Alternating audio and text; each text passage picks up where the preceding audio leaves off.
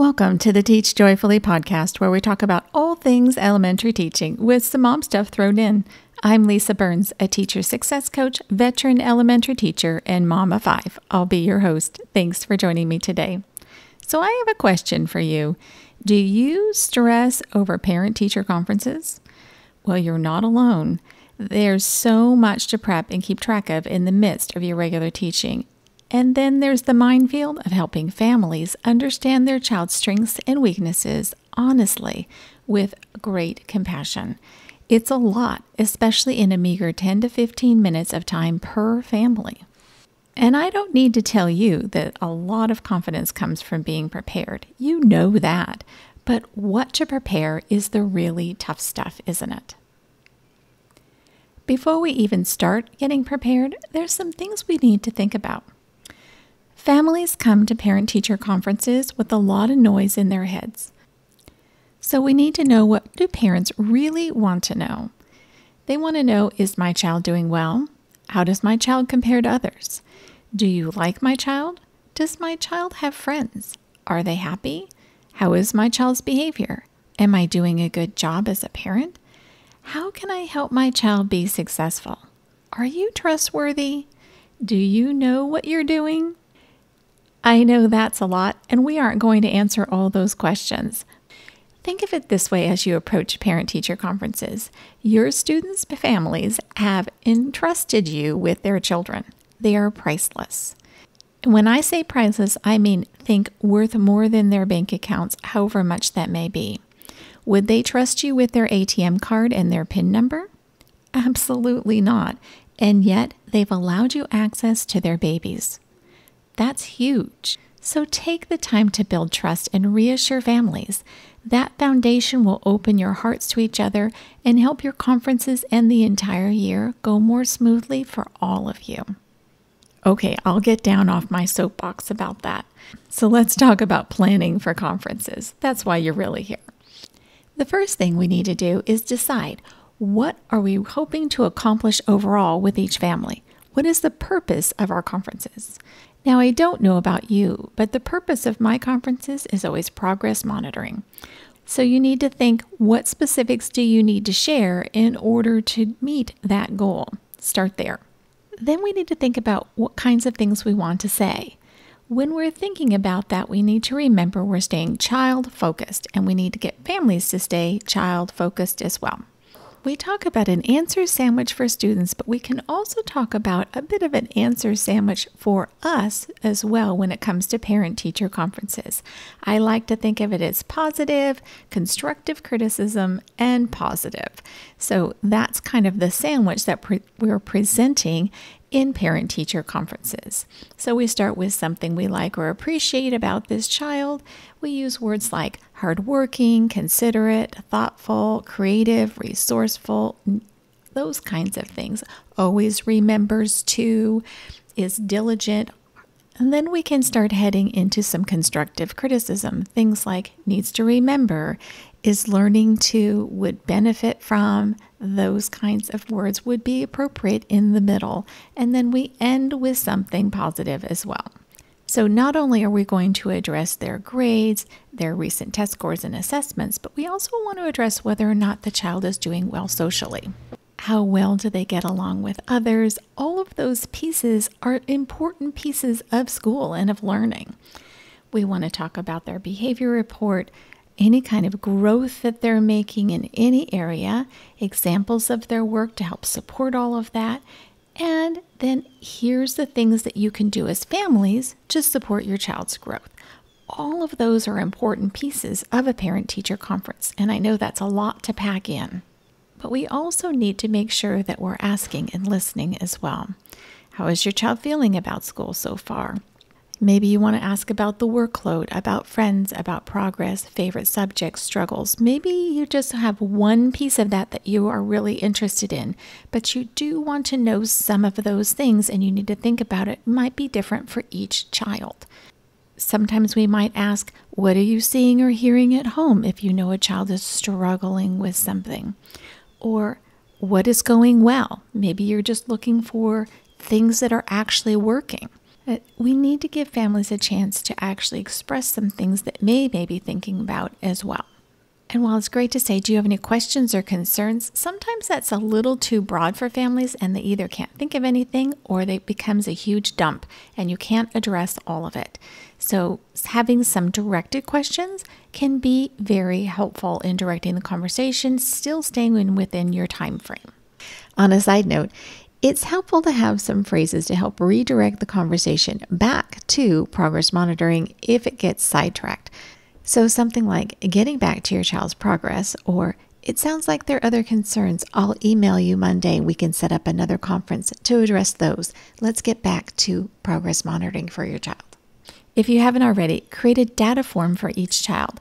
I usually have it filled out with testing data, class time observations, those pieces are important in your discussion and they'll help prompt you in giving valuable information to families. I have one for you at the end if you need one. This could make things a little bit easier.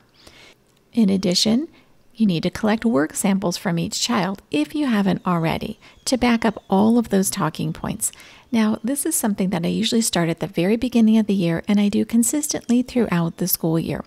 It doesn't need to be a lot of things. It's just a few examples of things I'm seeing in the classroom and of student work, but it's also, I want to see student growth for me, not just to share with families. And so I usually have a writing sample from the beginning of the year and writing samples on a regular basis.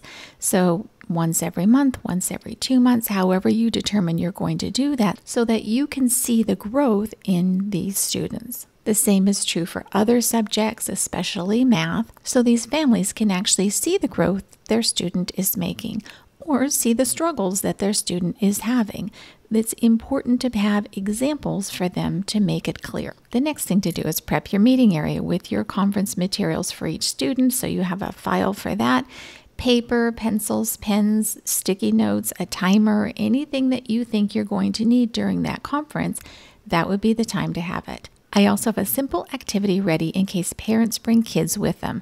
Dot to dots, coloring sheets, all kinds of little things that are easy and simple for little siblings to do if in fact someone is brought with the families. That doesn't always happen, but boy, if it does, it's good to be prepared. And then I have my parent conference form for each student. Obviously in the student's file, I keep it with all their other work samples. It's preloaded with all the points that you want to cover, both behavior and academics, including any potential next steps for continued growth. And it's right in that file with all the other work samples so that all the data is together.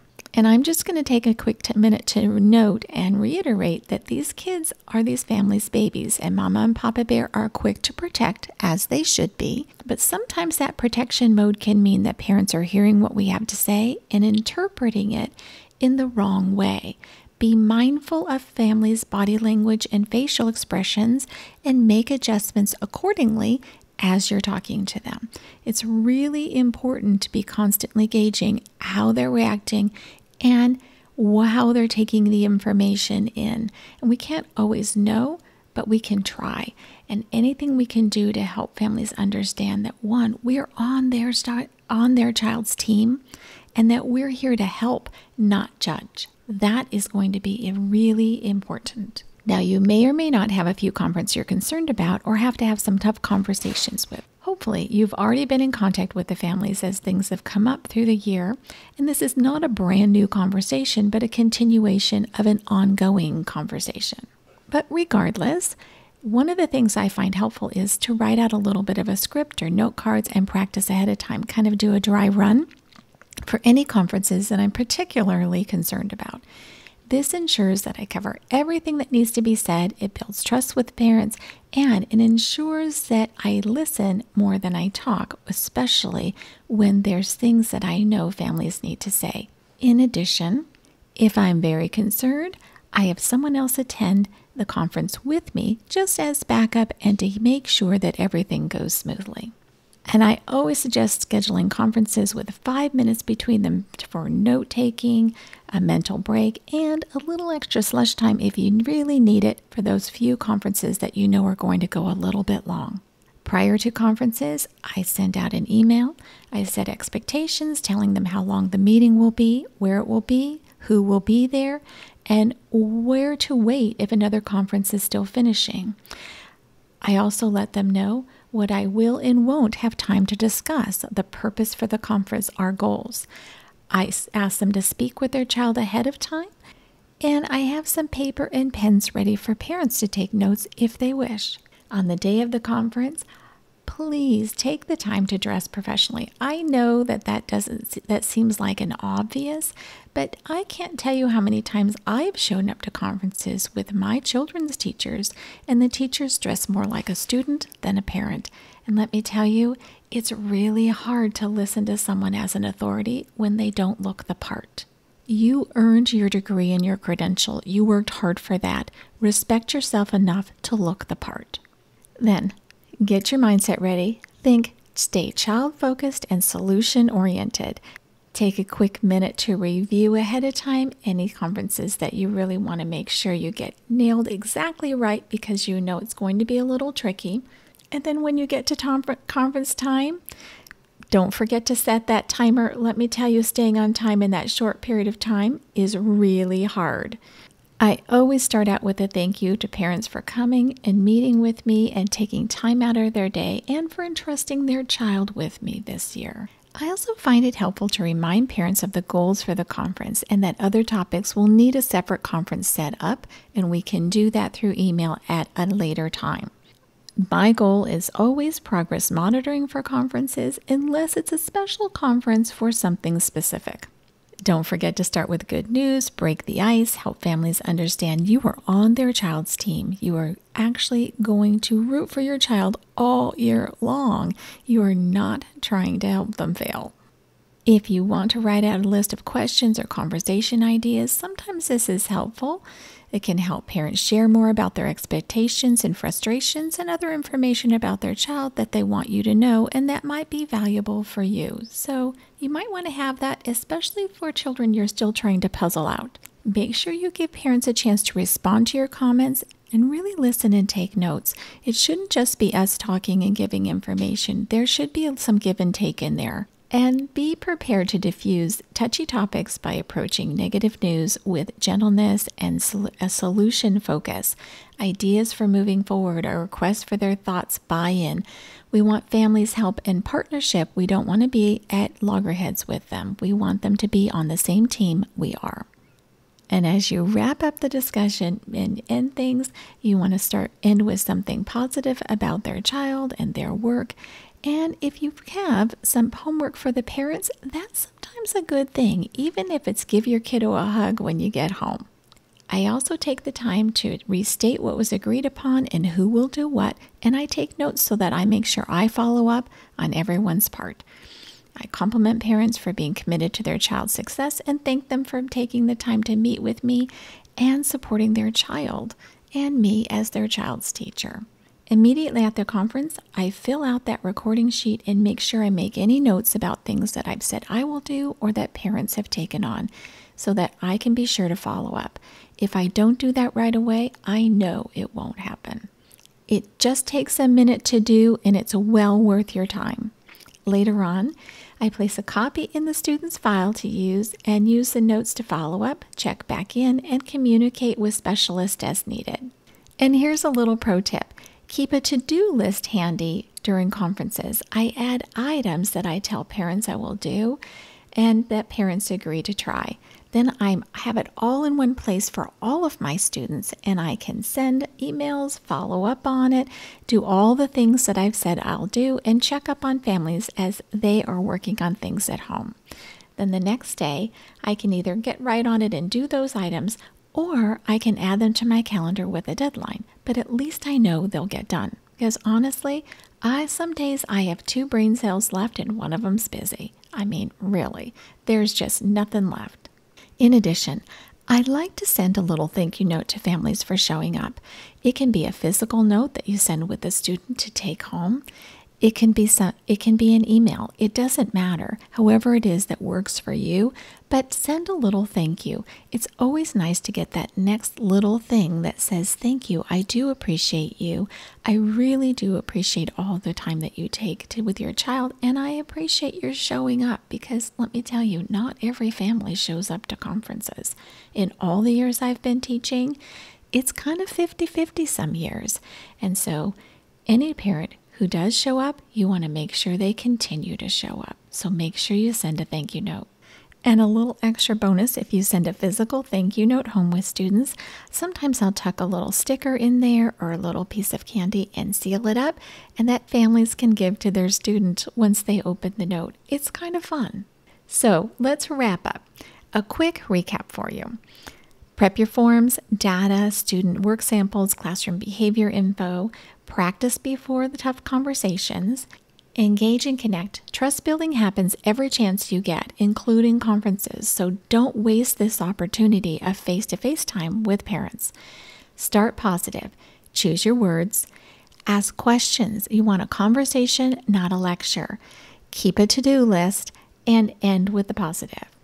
Don't forget to do a quick recap for families and restate all the things that everyone's agreed to, and be appreciative of their time, commitment, and effort in showing up, because everyone's got busy lives, and the fact that they showed up says a lot. So don't forget to grab that free guide, and if you want more help, you can check out my parent-teacher meeting packet. I'll put both those links in the show notes for you. So that's it, my teacher friends. We're out of time and I'm out of breath. Thanks so much for joining me today. If you liked today's episode, I'd love it if you'd go to Apple Podcasts or wherever you listen and leave a review. And while you're there, hit the subscribe button so you'll never miss an episode. Also, you can continue the conversation online with me in my Facebook group, the Teach Joyfully podcast community, where elementary teachers can connect, get help, and encouragement for all kinds of education and parenting topics. You can find the show notes and links to all the resources mentioned in today's episode on my website, www.hopeineducation.com/podcast. And remember, a happy teacher is a good teacher. Until next time, teach joyfully and take care of you.